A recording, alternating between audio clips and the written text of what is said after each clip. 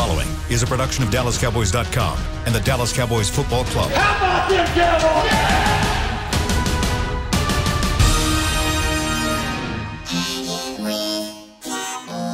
Blowing out of the backfield, exploding down the sideline.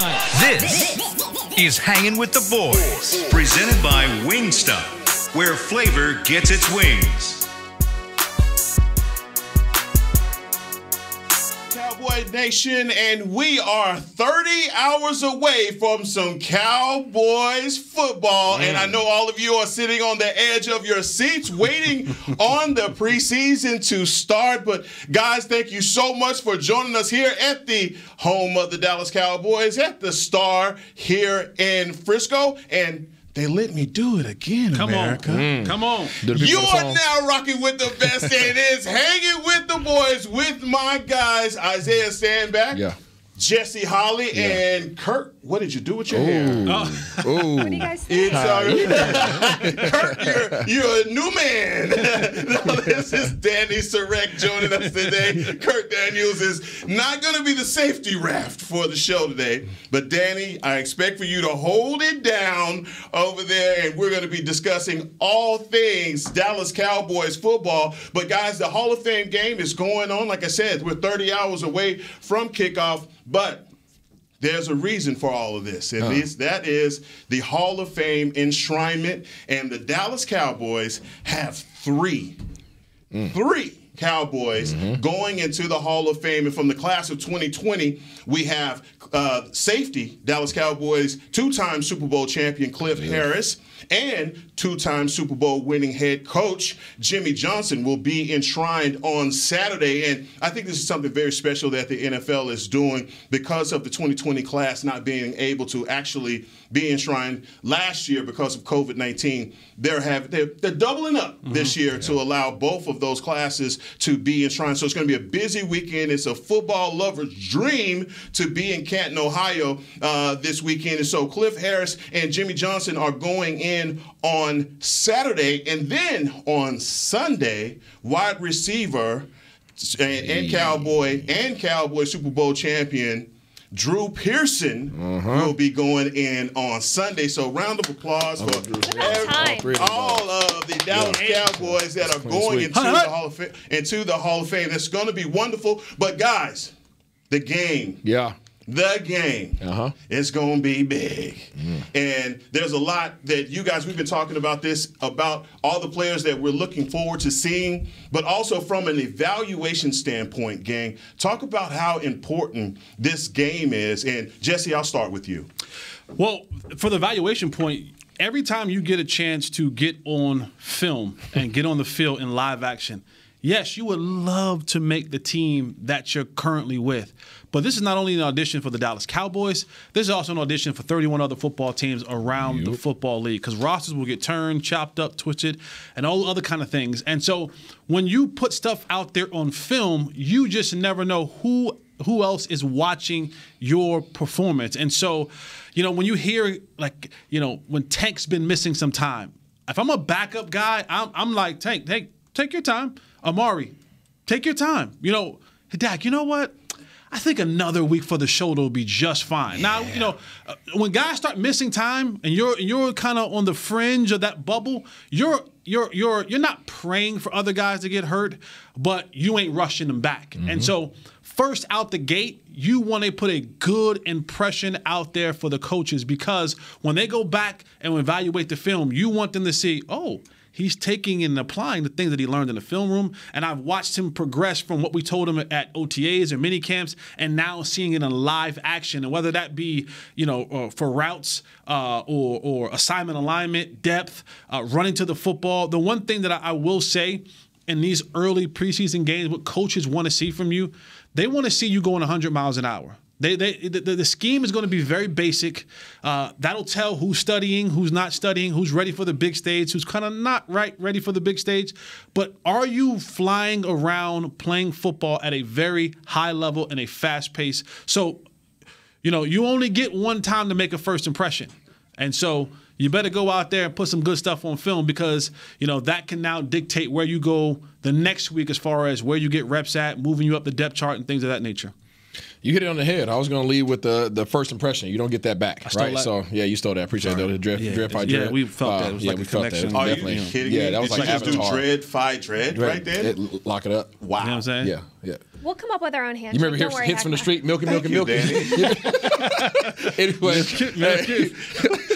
Hey, so you get one first impression. All these guys, this is very important for these guys. These guys need to come out and not only come out there and go 100 miles per hour, right? Not only compete, but also execute. Can you take, like Jesse said, can you take what's being taught on the film room? Can you take this fast 8 days of install, right? And go out there and, it's going to be dumbed down, but at the same time, the coach is going to throw you into the hot water. You are going to be gassed. You are not coming off that field, right? You can look to the sideline all you want to, but you better matter of fact, don't look to the sideline, because if you look to the sideline, that means that you want to come out. You're popping sunflower seeds like this. You good? And he's going to bring you the water bottle and everything. But don't expect to come out the game. So they want to see your grit. They want to see how competitive you are. They want to see you gassed, right? Because when you're gassed, the first thing that goes is what? Your mental. Right? The mental goes, right? So can you remember your assignments? Is it important enough for you to still continue to execute, even though we know that you're dog tired, even though you know you're not coming out this game? Oh, and by the way, as soon as you finish up with that play, we're going to send you on one of the special teams, right? So you're going to be army crawling up out this piece. They want to see that, and they want to see physical. These guys are trying to install a new culture with this team, with this organization. Are you going to live up to what they're trying to put down? I think, too, something to keep an eye on is the coaching staff in general, just their communication and how they're able to communicate not only with themselves, but the players, especially if they're wanting to keep the scheme a little more simple. And these are not going to be the starters that we're going to be seeing, right? We're going to see a lot of those third and fourth string players and how they're learning and absorbing all of this. But I want to see how the coaching staff communicates as well. I know that, like, some of the like Dan Quinn was saying, he's going to be up in the box, like not on the field. So I think that's just important, too, and not only the new coaches on the staff, but just working off the staff that was here last year, because they didn't have like the normal install for everything like that. So I think that's going to be important too, is not only is this game important along with the rest of the preseason games for those non-starters for film like you guys were talking about, but I think the coaching staff too of not making the same mistake last year with a slow start, like making sure you are coming right out of the gun and everyone is on the same page. And I think also to add to that, what you just said, Danny, is that for this team, and going back to last year, guys that did not have a preseason, this is the first time in a long time where even your rookie class from last year has never played in a preseason. So guys like Reggie Robinson, guys like Bradley Anai, guys that didn't get an opportunity to put out that preseason film. First impression. Really, It's just your first impression. Exactly. Yeah. And so, I mean, even Ben DiNucci, we think about our first impression of Ben DiNucci was Sunday night in Philadelphia. That's a tough audition for anybody. And so these preseason games are going to be pivotal for these guys. But like I said, the evaluation process for third and fourth string guys. And for me, one of the guys that I'm pointing the spotlight under is Malik Turner. Malik Turner is a guy in camp that you continuously hear his name. Now, for the Semifajucos, for all these other guys that are out there, and specifically the first 5 roster spots, we're thinking that this is a lock. Malik Turner is making a case for himself. Who else do you guys see on this roster, 90-man roster, that may be on the outside looking in, but they're making a case for themselves? And Danny, I'll start with you. I think a name that people that's been doing well at camp that maybe people have forgotten about is Maurice Kennedy, because he opted out last year. And I think the addition of some of these defensive backs that the Cowboys brought in really sparked a fire under a lot of those guys, and just kind of really going out and taking advantage of the opportunity at camp. And so I think that's a name. I mean, we talk about maybe not having full confidence in the depth in the secondary just because a lot of new pieces have been added, or a lot of younger players are coming off injury. And so I think that's not really set on who's first or second string or third or fourth. I think it's a little more open than maybe in the past. And I think Maurice Kennedy is a name that might be pushing his way into that range. Yeah, that's definitely one of the names, and I kind of have it broken down by position. I think, to your point, at the receiver position, right, 1 through 5 is pretty much locked, right? And I think you could really kind of still have a toss-up. Are you going to bring 6, right? And if you bring 6, okay, well, now one of these guys have to beat out Noah Brown, right, including the draft pick. So Semifajuco, you look at Malik Turner. Malik Turner has experience in the league. This is not somebody who's brand new and hasn't touched the field. The boy got experience, and he has experience in the areas that Semi might not be that experienced in terms of special teams, right? So he's going to have to go out there and show that he can do that because everybody who's playing receiver can catch the ball. All right, so with the things they're going to be asking them to do, blocking and then special teams. When you start looking at the safeties, I want to see Israel Mukwamu. I want to see Reggie Robinson. What are those guys going to do? Right, Israel's a converted corner, right? Big boy. He got some footwork. Can he go out there and make some plays? Can he lay the hat? Because this defense is going to be fast and physical. You start looking at the corners, Nashawn Wright, right? Mr. E. Honda himself, right? Kennedy. What are those guys going to do? Are they going to come out there and put some hands on some guys? Even though the coverages are going to be pretty basic, it's still going to be what they like, man coverage. Can we come out there and put some pressure on them at the line of scrimmage? And linebackers, you're hearing Luke Giffords balling out, right? You got Bernard that was here all last year that nobody knows what he can do. We've heard good things from him in camp, in practice. Right, but we don't know what he could do in the game. And then defensive line, I want to see Bradley or not. We haven't seen the boy in a year. Right, we didn't see him all last year. That boy got a nice check all last year, just chilling. Right, just chilling. And now he has to go out there and be honest with you. This is his time to earn that check that he got last year in this preseason. And I'm gonna kind of veer off a little bit from just players' names. Okay. And you listed a bunch of guys, and Malik Turner being one of them, be another one of them. But the rest of the guys that you named were defensive guys. Mm-hmm. Dan Quinn. This is the first time we get a chance to see you. Yeah. This is the first time we get a chance to see you. And all eyes is going to be, if we're being honest, no one's really worried about us offensively. As long as Dak comes back a little bit healthy, and we'll get more into that Dak situation a little bit later on in the show. But offensively, we're set. Zeke, Amari, CD, we're good. Tyron, we're straight. But Dan Quinn, we're looking at you, Dan Quinn. This is now, as well as the other guys who are going out there for their audition. I know that Dan Quinn has skins in the game, but you ain't got no skins here.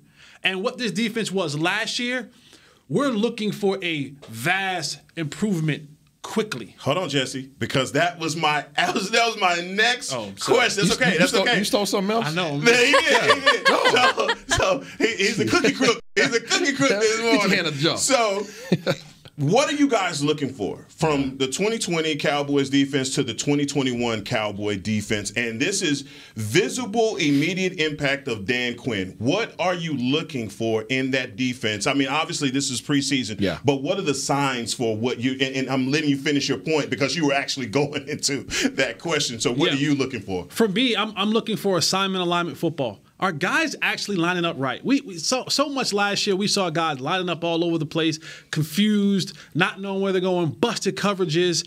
And then once I know that they're lined up correctly with the new scheme that's coming in, are you executing it? Are guys being where they're supposed to be? And then third and foremost are you making the play, right? We saw film last year where guys were standing in the gap they were supposed to be in, and all of a sudden their brain said, you know what, let's go to the other gap. And they go to the other gap, and the guy comes right in the gap they was for a 40-yard touchdown. Or DB's missing their assignment. I need to see alignment assignment football and then executing it. Isaiah said it earlier, being physical. Dan Quinn is a physical defensive coordinator. He wants his guys to be physical at the line of scrimmage, at the point of attack. This is the moment that you've been hitting your other guys, keep your guys healthy, keep your guys up. Now the time that you can go ahead and tee off.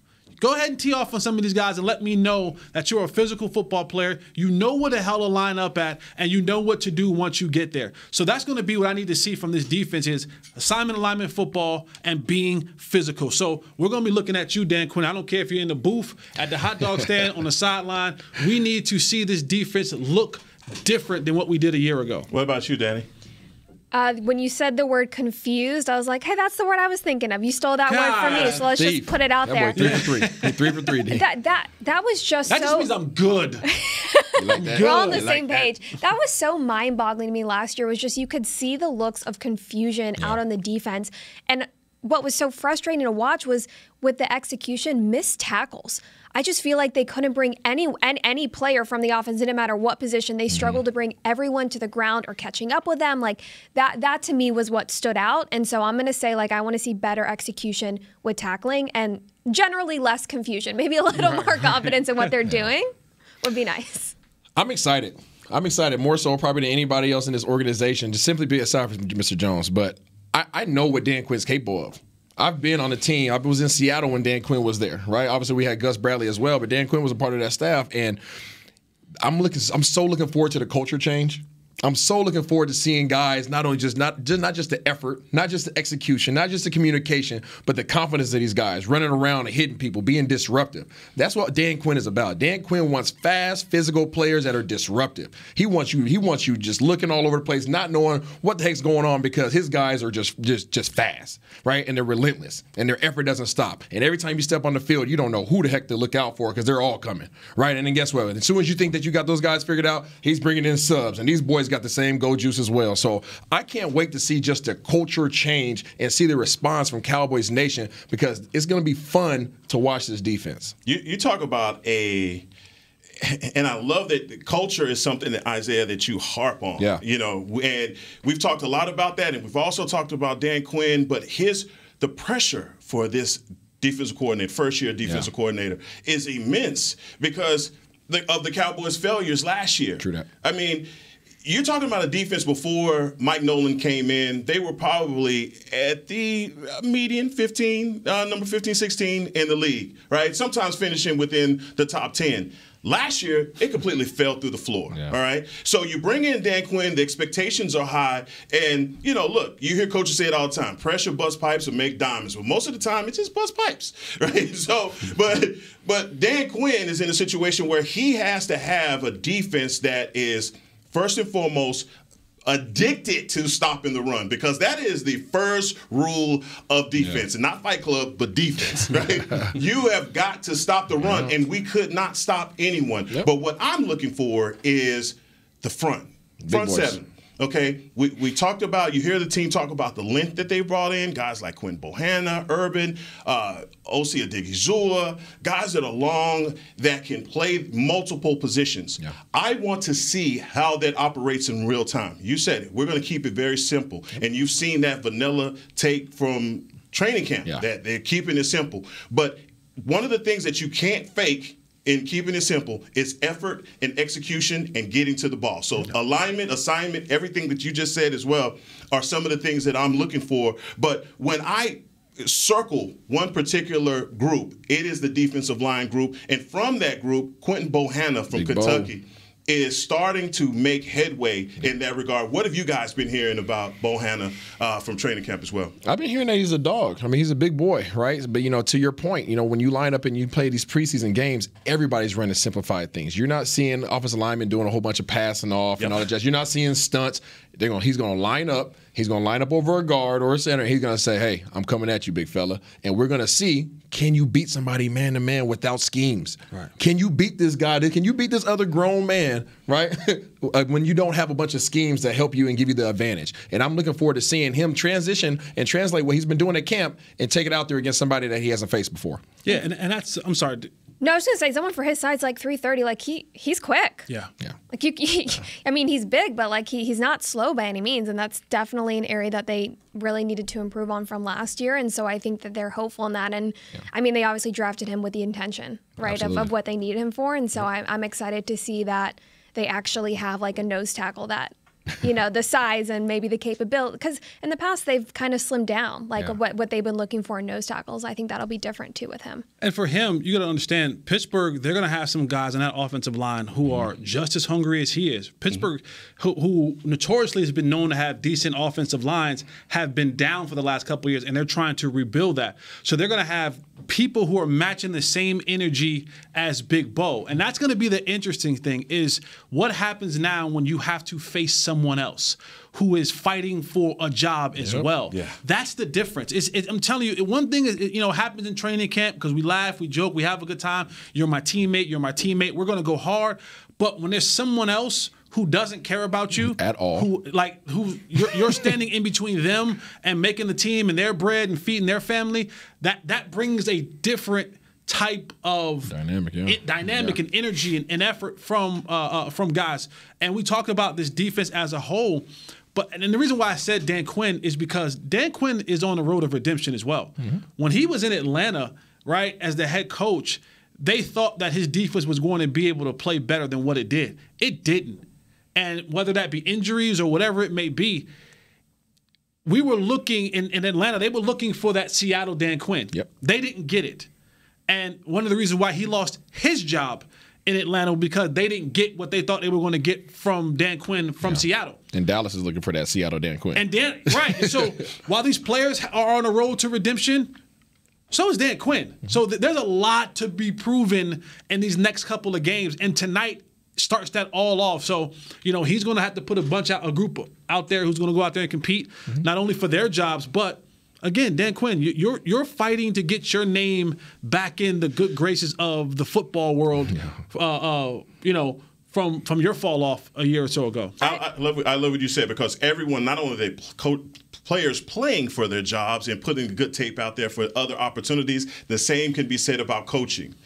These guys are doing their best, so they know that the eye in the sky don't lie. We're watching everything and all of your schemes. And again, when you talk about the Cowboys, you talk about the Cowboy defense, I like to relate to what David Hellman said about David Hellman, beat writer, and from the co-host of The Break, talking about Quinn Bohanna being a trash can full of dirt.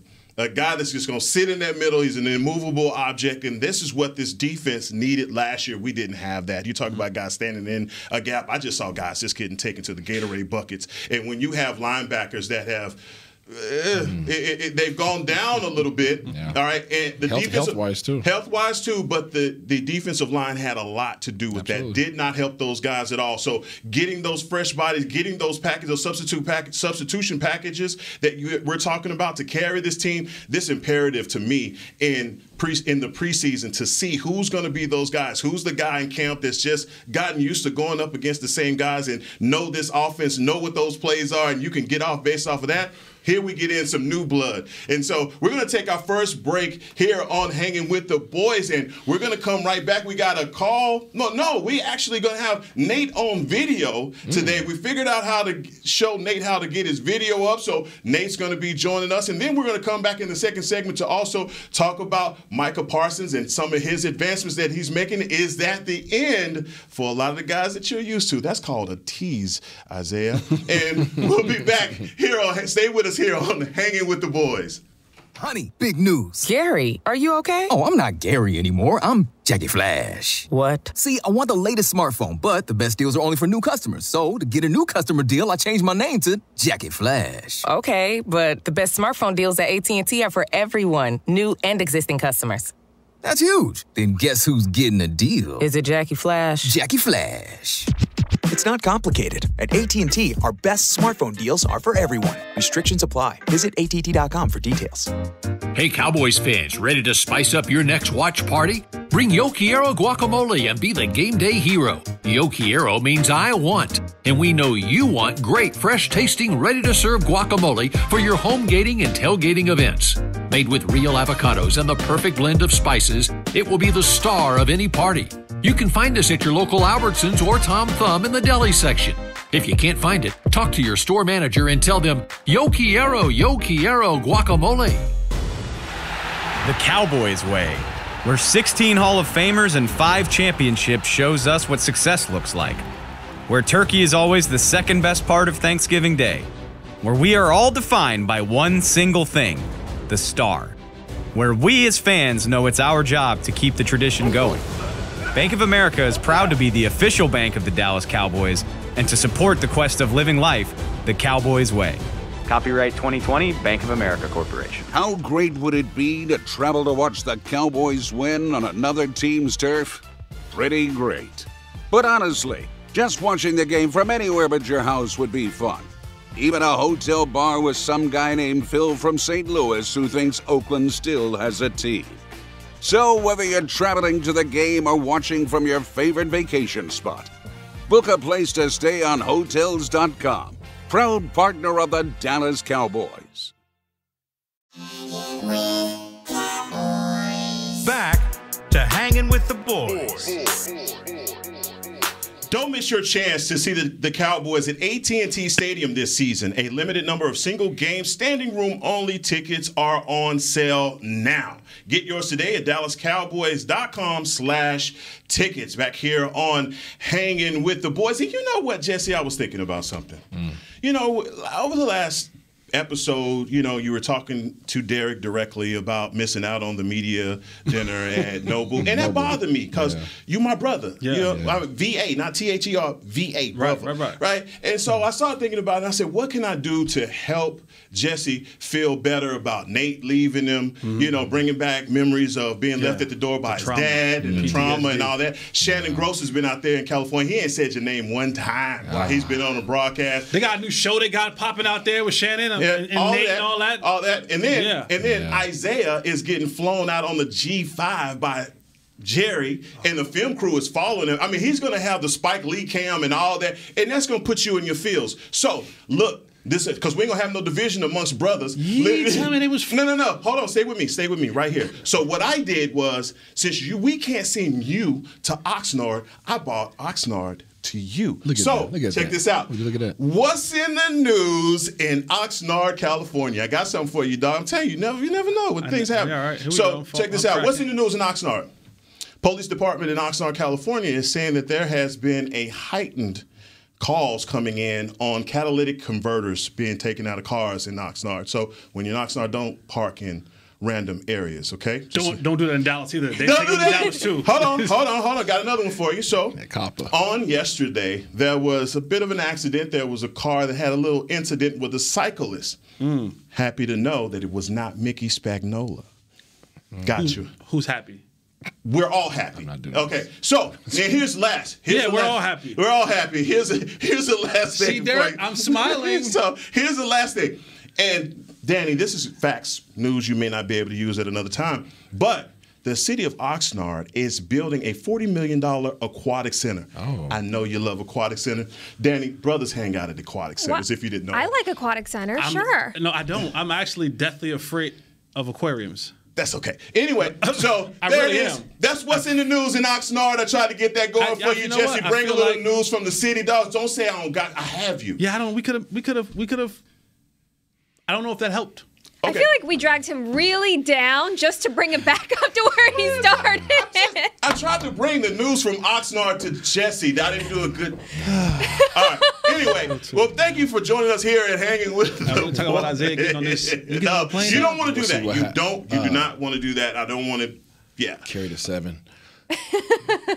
Yeah, he do the same thing Nate did. It's like he wasn't gonna say nothing. He's gonna get on the plane and snap photos. No, what happened? Man, I thought that this was actually going to be a good thing for Jesse, and it actually backfired. So anyway, let's get to the show. And position battles are starting to take place. And we'd asked these questions before about cornerbacks, about the defensive lines, and we're starting to see those leaders emerge. Well, guess who we have on the line right now? Who that? Watch it, bring him around right now. We have the great Nate Newton at Parts Unknown in California right now on the line. Nate, how are you, sir?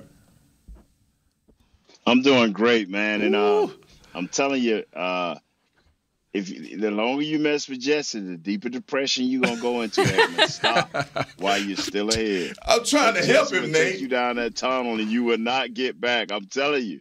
Hey, Nate, car ain't got no roof, huh? I was thinking the same thing. I'm like, the sunroof is that a sunroof or is that just top down? You can't hide money, baby. Can't hide money, Nate, dog. Huh? What's that, man? That sunroof. You ain't got no roof, man. You ain't got no roof. Where's your roof at? What sunroof? That's what we saying. What sunroof, Nate said? That must be that new Ford. That ain't no sun. Yeah, that's a panoramic view, man. Oh, yeah. Oh, look, okay. All right, Nate. Well, Nate, this is where I'm at right here, man. Nate, I had to come get my toes done. I was gorilla-like, so I had to get. I told you don't put your feet in that lake.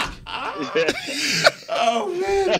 Come on, Nate. Yeah. So, Nate, let's get on with it. Come on, let's get on with it. So, Nate, let's talk about some of those position battles that you're seeing. We talked a lot about Bohanna. We also talked about Noah Brown. Talk about what you're seeing out there in Oxnard and some of those names that we had those question marks by, that guys that are solidifying themselves on this roster. Bohannon and Hampton, I think it is. Those are two guys. They're in a battle with all veterans. You know how you have Tiger and the rest of the field? Well, these two young guys are in battles for that base defense, first down, second down, being able to get into the preseason and play and do it with a flair that will keep both of them on the active roster. You know, we're not worried about the practice roster right now. We're talking about the active roster because they're talking to Will McClay and Dan Quinn. These two guys are going to be getting every opportunity to make this roster. And that's how they will make the roster, being aware of who you are and what you're brought in here for, and that's to be run stoppers first. We'll get into the pass rush and all the other stuff after you show that you can be dominant run stoppers. And talking to Will McClay, he said that the Bohannon kid, they call him Old Soul because he knows what he's in here to do.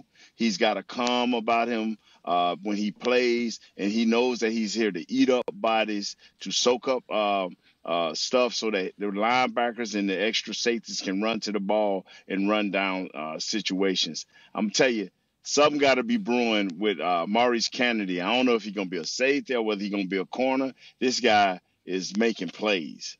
So he's going to be pushing somebody. Malik Turner is going to be pushing somebody.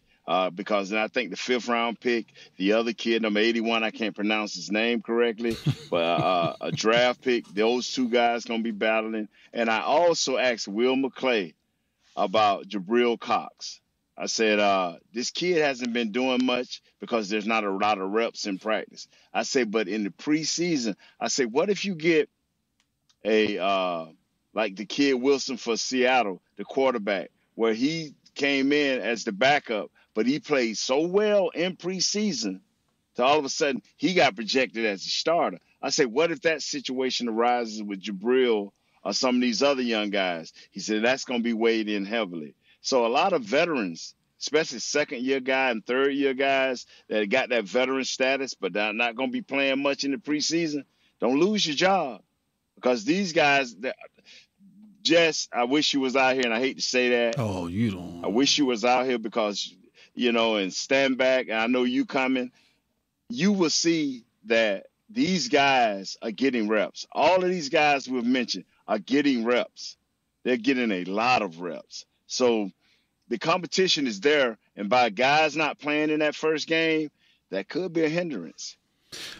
Nate, we talked about this earlier in our show, the visible immediate impact of Dan Quinn. When you look at what this draft was this year, this was a Dan Quinn defensive draft. He had his hands on a lot of these picks, 11 overall picks the Cowboys had in this draft, most of them on the defensive side. And while we're looking at a bunch of these players out here in the game on tomorrow, are you hearing anything about, you know, the little bit of pressure being on Dan Quinn and him having to show up and get this defense looking much better than it did a year ago? Oh, he's well aware of that, man. He's well aware of it. And I don't know his coaching style, but I've seen what he's been trying to do, especially with the interior defensive lineman. Jesse, we know, stand back. Heckman, we all know that. Is Kurt there? I'm leaving Kurt out. Is Kurt no, there? Kurt turned into Danny Surek today. Hi, Nate. Okay, Danny, how you doing, young lady? He knows that his job is to get the middle of our defensive line correct and to solve that problem, because he knows that if Bohannon and these other guys don't do their jobs, that it'll still be the same.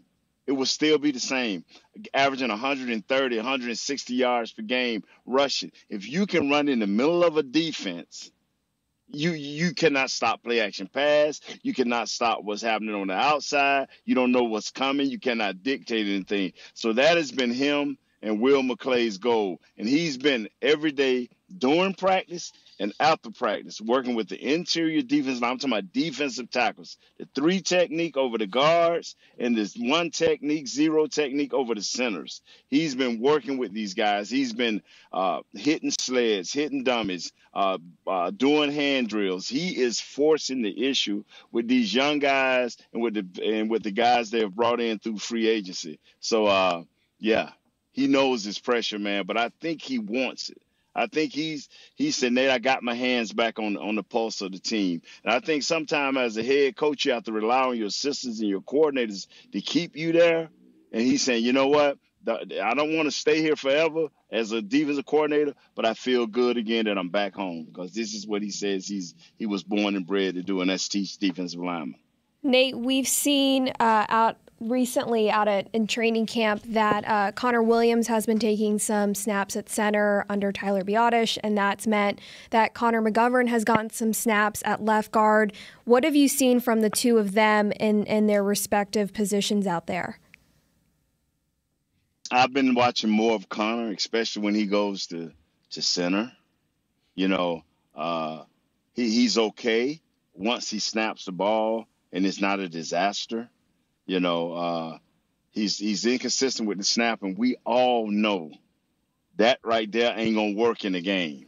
So he needs the preseason. He's one of the starters that when the second unit run out at center, I hope that they let him run out with that second unit so he can get some game time, some bullets, as you would say, of trying to do this right here, because it's one thing to snap it in practice, and it's another thing to snap it up under duress.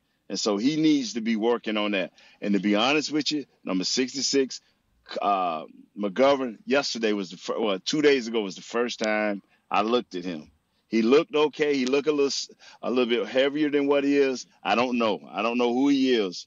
But this preseason will be big for him too. So I'll be focused a lot on the interior play of the guards and centers, you know, the nose tackle and the three technique, because if these guys here don't show great improvement, we don't show ability to stop them, which I know preseason ain't real, but you got to start somewhere. And these are the guys I'll be looking at. Nate, dog, good to see you, man. I look forward to seeing you here in about 48 hours, my dog. But a lot has been made of this defensive line and this whole defense in terms of trying to figure out exactly what's going on. How do we resolve the issues that we had last year? How do we resolve the issues that we have at the backup quarterback position? What is that looking like right now, especially with Dak not taking reps in practice as of late? Dead.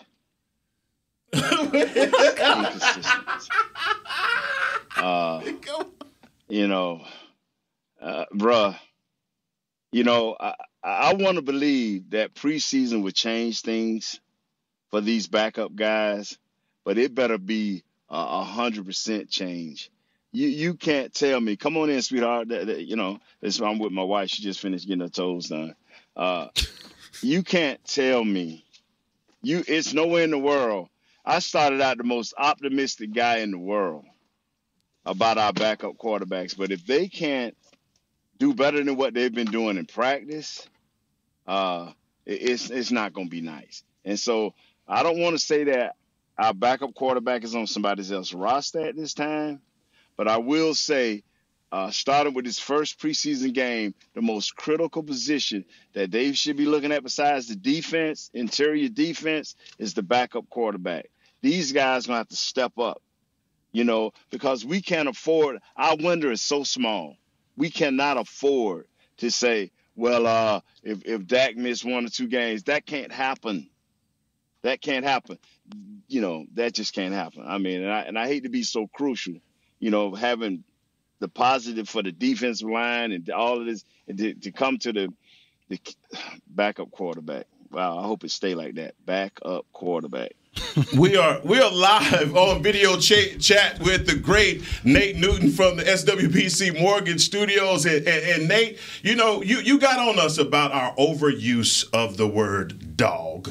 You got on us and you told us, look, man, you guys are using that word way too much. But I got to talk to you about Micah Parsons, because Micah Parsons, from everything that I'm hearing coming out of Oxnard, is that he is that dog on the defense. He's looking at playing multiple positions, and I've even heard that he's out there with the green dot on his helmet calling some of the defenses for a young guy. Do you think that is too much too soon, or is that Dan Quinn kind of just taking the training wheels off and allowing the young rookie to spread his wings? Let him spread his wings, because the games will tell us everything we know. If he does okay in the first preseason game after having over a year off from football, hey, my hat's off to him. I don't expect for him to really catch on to this thing to about the 4th or 5th game. And once he catches on and gets his instincts back with the ability for the coaches to help him to read his keys, then I will start making judgments on him, not only him and this whole defense. I went overboard. I went overboard last year, just praising this thing. I'm not going to do that this year. You're going to have to show me that you are that dog, and all of them on the chains. I mean, not on big chains. I got you on a little swivel. You can break the snap at any time you feel necessary because I need somebody out there hungry and ready to eat. So I ain't going to put them on big, thick chains. But I just got to, because I saw Parsons fly around with no pads on, and he was playing the situations and the downs and distance. He was flying around making a lot of plays. I see now where he's a little hesitant. He's taking a few more steps, before he recognizing things. But once he recognizes it, he's gone in a flash. And he's still getting his hands on a few balls, but not an interception a day. He was getting an interception a day. Between him and Kennedy, it's like, they made you want to go out and just say, hey, man, can we get Tom Brady so we can complete a pass? Because that's the rate they was taking the ball out of the air. It's slowed down a little bit since they put on the pads. Well, Nate, I want to thank you for joining us on your show here at Hanging with the Boys. I know that we're interrupting your pedicure. Didn't want to do that, but it just shows a sign of your professionalism and you coming in to join us, Nate. Thank you for sacrificing your pedicure, man, and coming on with us, man. We appreciate you, Nate. We got to get a chance to holler at you on Friday, so stay locked in with us. And we're going to take our last break, and we'll be right back here on Hanging with the Boys. Miss Newton, what's up? My favorite Newton. Kurt, Hey, Cowboys fans, ready to spice up your next watch party? Bring Yo Quiero guacamole and be the game day hero. Yo Quiero means I want, and we know you want great, fresh-tasting, ready-to-serve guacamole for your home gating and tailgating events. Made with real avocados and the perfect blend of spices, it will be the star of any party. You can find us at your local Albertsons or Tom Thumb in the deli section. If you can't find it, talk to your store manager and tell them, Yo Quiero guacamole. Honey, big news. Gary, are you okay? Oh, I'm not Gary anymore. I'm Jackie Flash. What? See, I want the latest smartphone, but the best deals are only for new customers. So, to get a new customer deal, I changed my name to Jackie Flash. Okay, but the best smartphone deals at AT&T are for everyone, new and existing customers. That's huge. Then guess who's getting a deal? Is it Jackie Flash? Jackie Flash. It's not complicated. At AT&T, our best smartphone deals are for everyone. Restrictions apply. Visit att.com for details. It's game day. You know what that means. First, kebab prep. Steak, pepper, onion, steak, pepper, onion. Next, a counterclockwise lap around the room. Now the lucky grease-stained jersey goes on. And lastly, the dance. You know the one. This is a game day ritual no matter where you are.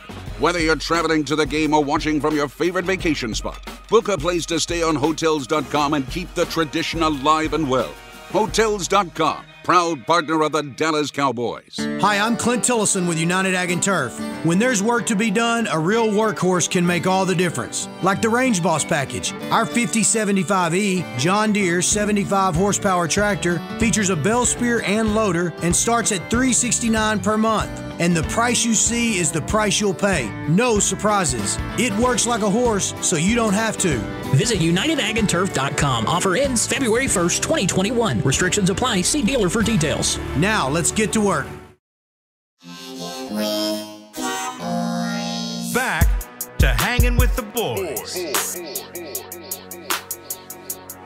Get the ultimate fan experience from the ultimate Cowboy fan. Join Dallas Cowboys United, presented by Globe Life, starting at just $20. Join now and get your fan pack, exclusive access to training camp benefits, and more. Visit DallasCowboys.com/United for details and to join today. Welcome back to the final segment here at SWBC Mortgage Studios and Hanging with the Boys. Isaiah Stanback, Jesse Holly, and Danny Surek.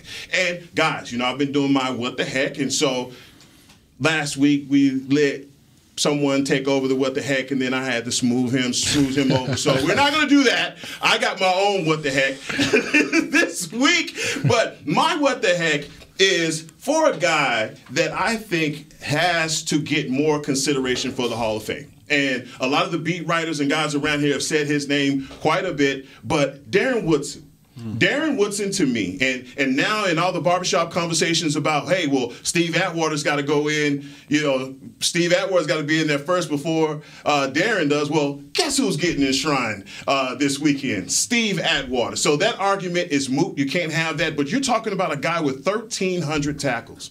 There was no one during his reign that was like him and what he did. Free safety, strong safety, box linebacker, a sure tackler, and I mean a devastating tackler for the Dallas Cowboys. He's been overlooked, and even sometimes I think handing his number out to certain individuals on the roster, that's got to stop.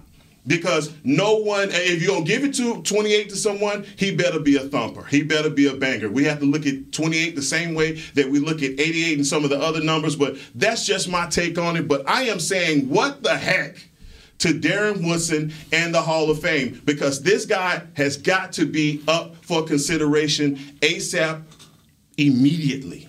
I agree with you. And not only is Woody one of my favorite football players from yesteryears, Woody's one of my favorite people. Like, Woody's a great dude, man. So all around, Ring of Honor, Hall of Fame, like, Woody deserves it all, should have it all, and I hope that happens. I hope that now that Steve Atwater is in there, that Woody gets the recognition that he rightfully deserves. Yeah, whatever reason they're keeping him out, this is definitely the time they have to start saying Darren Woodson's name and putting that consideration. We'll put some respect on his name and the consideration the way that it needs to. But we ended off talking about Michael Parsons, and I want to give you guys an opportunity to chime in on this as well. You don't want to hear my what the heck?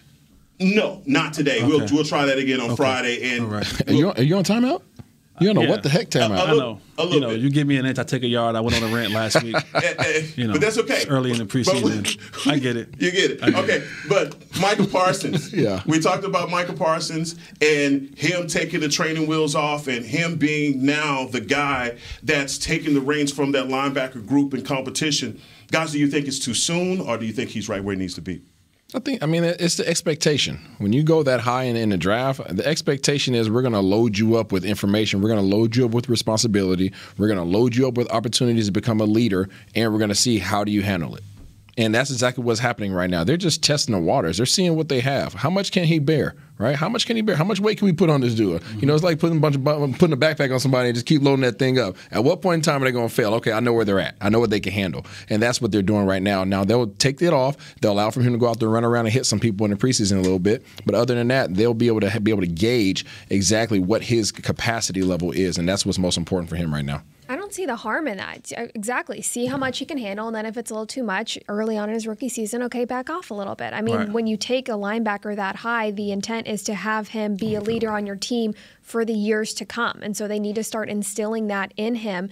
And I also think that they want to make sure they have enough depth to have some versatility in those linebackers. I mean, you kind of teased it earlier, Heckma. Like, I think this part of drafting a linebacker and giving him this responsibility is in part a wake-up call for the linebackers that they have that have not had a great season or have not been able to stay healthy. And so if you're going to take a linebacker that high in the draft, absolutely you need to be able to make sure he can handle the responsibility and the leadership, and might as well see how much he can handle early on. And in this preseason game, what you're going to see, we talk about conditioning, and we talk about football conditioning.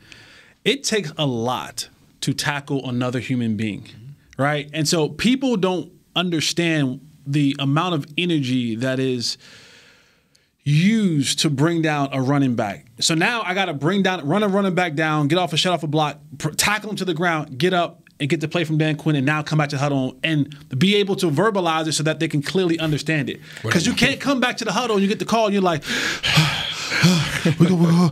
Cassie be like, what? Wait. And now the other team is in 2-minute drill, right? And so being able to play fast, play physical, bring another human being down, a 200-pound back or tight end or whatever it may be. Next play. Get up, next play, get my play signal in, and now be able to verbalize it so that the defense can fully understand what's happening. That's also a conditioning part, because when you get tired, Isaiah alluded to it earlier, the first thing to go is the mental. And so I need to know, can Micah Parsons handle the load of being the starting middle linebacker, playing? Because if he's going to play 60, 70 plays a game. Can you get up every single time and not be mentally fatigued and be like, wait, what was that call? Repeat it, because that clock is not going to stop. They're not going to be like, oh, yeah, we'll wait. Go ahead, Micah. Yeah, Dan, call it again. He's not just responsible for his position. When you're playing that Mike linebacker position and you're getting those plays, you're responsible for the alignment of everybody in that front seven, right? If I'm playing Mike and he's playing, and my boy Jesse's playing Will, and he's a little bit too close, hey, get in that hole. You're in that hole, right? The defensive lineman is not in line. I can't be so locked in on my assignment that I forget that, guess what? He's supposed to be a shade over. Right. Otherwise, if he's in the hole he's in right now, this whole play is going to heck. Right. So I need to get you over a shade, slap him on the butt. So when you see those guys slapping those dudes on the butt, it's get in the proper shade so that we can make sure we can hit our proper holes. So they're going to see, can he not only be focused on what he's supposed to be doing, but also be responsible enough and be cognizant enough to know what everybody else is supposed to be doing. Now, I absolutely love everything that y'all just said. And I thought the same thing, knowing that he's switching from Mike to Will to Sam. He's learning everything. And he's getting, you talk about being over inundated right now with this defense. And Dan Quinn is giving it to him. I think where I worry is from what Nate said. He's a guy that's been out of football for a year and a half now. And so how does he get his sea legs under him now in real, we're not talking about Big Ten. We're talking about NFL grown man an arena, right? And so he has a lot of pressure being placed on him. But however, based off of what we've been seeing from training camp, he's living up to those expectations. He is a tone setter for this defense. Whereas you got a lot of veteran guys mixed in that group that are not able to match what he's doing as far as a tone setter, right? And as a defensive coordinator, as a coach, as veteran players, when you see a young guy out there competing and doing those things, do you say, well, wait a minute, where's the rest of our guys? Or do you again, like I said, hand him the reins and say, it's yours, little buddy? But this is the next step, right? Because practice is one thing. Yeah, absolutely. Right? Practice is one. I can stop. It's a controlled environment. We can do a play over again. I can correct on the field. Coach is right behind you. This is the next step. Right? This is now I want to see, can you take that to the game field and live action where there are actually consequences? Because there's no more, you run by a guy, you hit him on the hip, oh, I got you. No, that's not the play. You can't do that anymore. You can't run by and just say, oh, that's a sack. No. You have to bring him to the ground. Or practice just keeps going, right? Right. Yeah. So now it doesn't matter if you made a tackle or not. No, practice this. Go ahead, next play. This is consequence-based football now. And so for Micah Parsons, and as well as other guys, but Micah Parsons in general, this is the next step. Yeah. You competed well in training camp. You done some great things in practice. Now, if you get in the game and it all goes to hell, now we got to rethink this again. Now we got to start from square one again and say, all right, well, where did we go wrong? What happened here? And kind of go from there. This is the progression that you need to see Micah Parsons take. So this game is huge for him. It's huge for him because you want to see, is it just – because we've seen it before. I've played with a bunch of weight room warriors and a bunch of practice kings. And then you get in the game time and that tail get tucked and you whimpering to the sideline. So this is the next progression for Micah Parsons and others, but specifically him, of saying, all right, not only am I a dog in practice, I'm a dog in the game, and you can add whatever you need to add on my shoulders because they're wide enough and strong enough for me to take it on and be successful. Now, we got another dog that we got to talk about. And this guy is everything that I'm seeing coming out of Oxnard with 88 on it is highlight reel worthy. And let me frame the question like this, because I want to know what you guys, as former wide receivers in the NFL, what are your expectations in the second year for a guy like CeeDee Lamb that you're seeing right now? He is, man, like you talk about playmaker. It is all over him in some of the highlight reel moments that he's having for camp. But talk about the effects that a healthy Dak and a coach like Kellen Moore can have on CeeDee Lamb in his second season. Yeah, for CeeDee, I just want to see him move the chains, big play.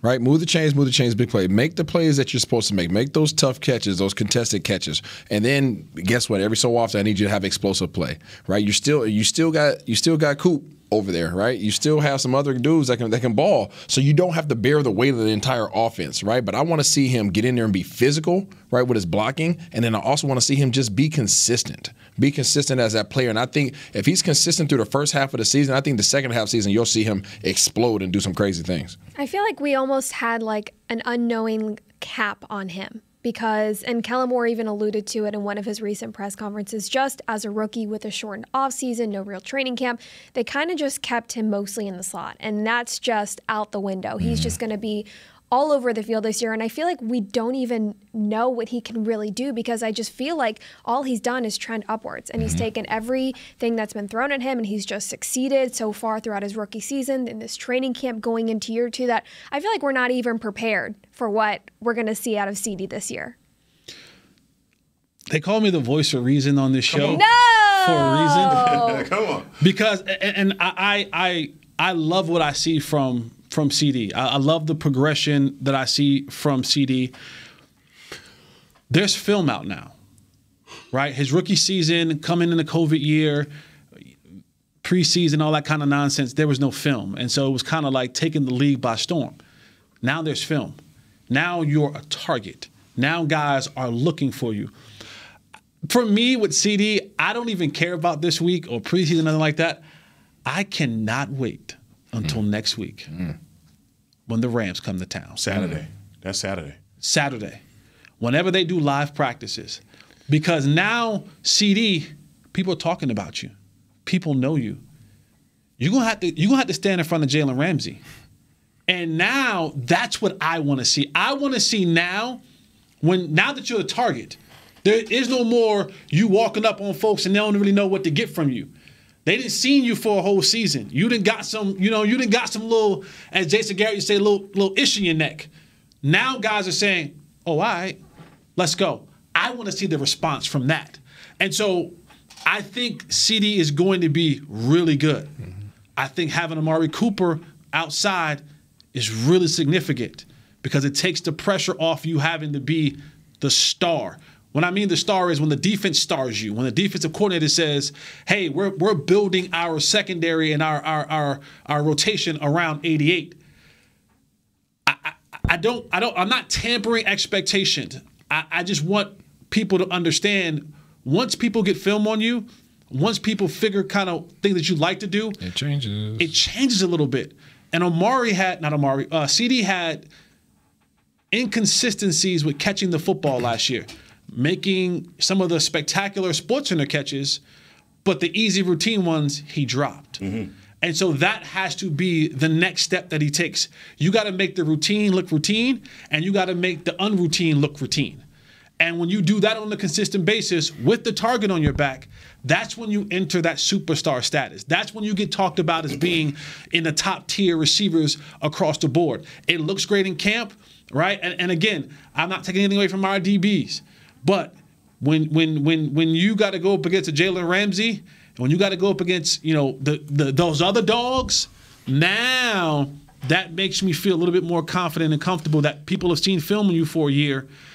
How do you come back and make yourself better than you were a year ago? I get your point, but I won't let you damper my excitement or my hope for him. Just saying. Danny, don't worry about that. Don't worry. There's a reason why I'm going down there this week. There's a reason why I'm going to that practice this weekend. No, and look, where I think you guys, the caveat to that, and where I believe that the mulligan has to be given to him is the quarterback carousel of last year. Yeah.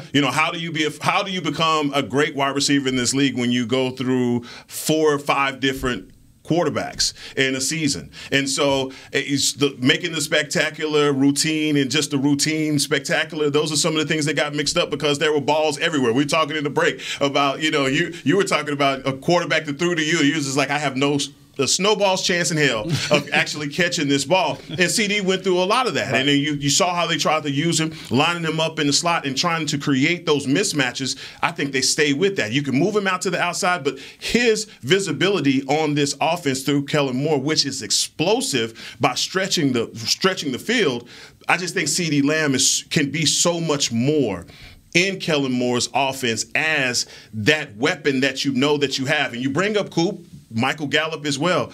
The weapons that Kellen Moore has is unbelievable because if you look at the rest of that Dak has, because look, if you look at any other quarterbacks in the league, if they had your top 5 quarterbacks had this, wide receiver group. Well, it's the reason why the Week 1 matchup is what it is. Tampa versus Dallas, because of the two of the most highly potent offenses in the league. Well, I almost did a hallelujah dance right there, boy. You almost made me. He was coming up. That's what that is.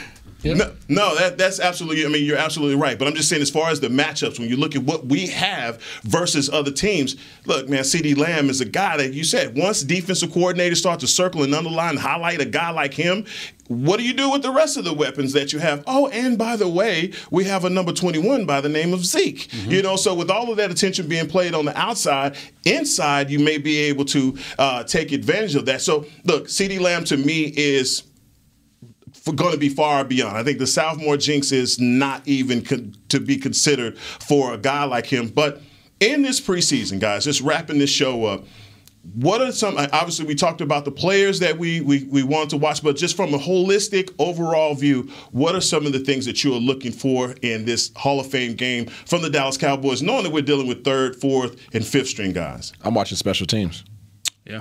I'm watching special teams. It's the third of the game that people don't like to talk about, or people just take for granted. It's very important, right? There's a punter battle going on as well, right? The punters are battling it out. So that change of possession is very important, right? That field possession is very important. How many are we going to have some gunners that we can really rely on? Are there guys that can go down there and force fair catches? Do we have some guys that can get off the block, shed blocks on the interior on a punt and be able to go down there and cover? Can guys change directions? Everybody's going to be all amped up. You know how it is, Jesse. Guys are running down there 100 miles per hour, and then guess what? As soon as that punt returner or kick returner gets the ball and they put one little all right, and the guys start tripping all over themselves. Can you break down and actually go back to your basics and your assignments and execute the right way? Because those are going to be the things that change the game. When you start playing teams like Tampa, those are the things that make the difference. That third of the game will change the ties on who's going to win. No LP Ladisaur. No LP. Huge. Man, you're stealing again. You're saying that. I swear to God. I'm sorry. This guy. What's going on? It's power to dreads, man.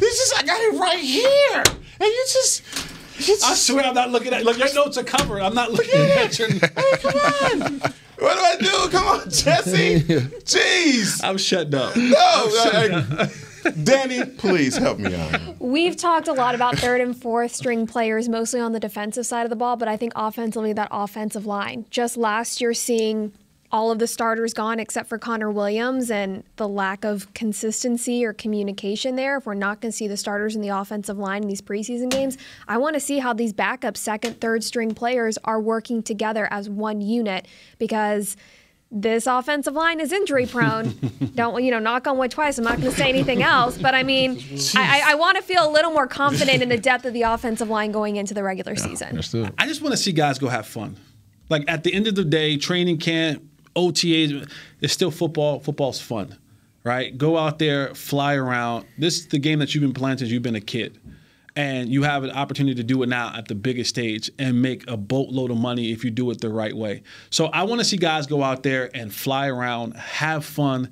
You're the first out the gate for the NFL football season. Like, this is a big deal. Everyone will be watching, no matter if it's third, fourth stringers, whoever it is. People love football. People love the Steelers. People love the Cowboys. They want to see the game being played. So I'm always a guy that says, respect the game and play it at a level which is respectable. So go out, have fun, be fast, be physical, and the rest will take care of itself. For me, guys, and just wrapping this up, it's the safety position. I want to watch the safeties. I want to see what they do. I don't believe that Kazee will play. But, again, the guys behind him, Israel Mukuamu from South Carolina. I think a lot has been made from him and just his fluidity and what he's been able to do in OTAs and down in Oxnard. So I want to see, is he that? I believe also Jaron Kearse, a guy that's special teams for Detroit, but, I'll be watching him and seeing what he can do. Guys like Thompson, who are guys that's fighting to make this team, the type of impact that they make and how serious they take the preseason. Like you said, man, if you're out there blowing and you're tired, don't even look to the sideline, because a lot of these guys are trying to make this team. But guys, that has been our show, and I want to thank all of you for joining us here on Hanging with the Boys, and for Danny Surek, and for Isaiah Stadback, and for Jesse Holly. Cowboy Nation, I hope your team win. This has been a production of DallasCowboys.com and the Dallas Cowboys Football Club. How about this, Cowboys? Yeah!